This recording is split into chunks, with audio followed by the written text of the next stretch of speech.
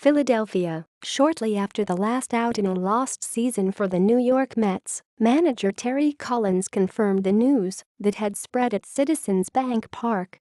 "It's been a blast, but it's time," he said. With that, the 68-year-old Collins announced Sunday he was stepping down and taking a position in the team's front office. His voice quavering the more he spoke, Collins confirmed a report that surfaced in the early innings of an 11-0 loss to Philadelphia. The defeat finished a 70-92 season that began with great expectations but was quickly derailed by injuries. "It's one of those years you want to forget, and I will.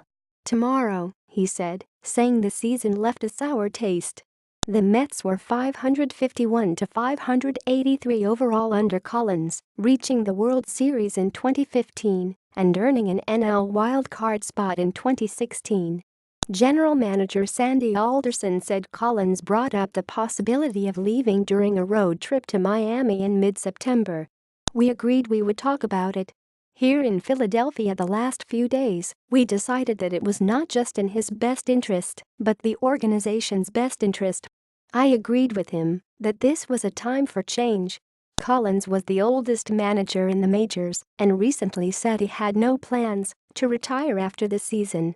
His 2-year contract was set to expire after this year. He managed the Mets longer than anyone else. Collins has managed 13 years in the majors with Houston, the Angels and Mets, going a combined 995-1017. He also managed the Oryx Buffaloes in 2007, leaving the team 49 games into the 2008 season. "I did it a long time," he said. When Collins and Phillies manager Pete Mackanin exchanged lineup cards at home plate, the two men hugged before walking away. It was announced on Friday that Mackanin would not return as Phillies manager in 2018. Instead, he will transfer to a front office role as senior advisor to general manager Matt Klentak.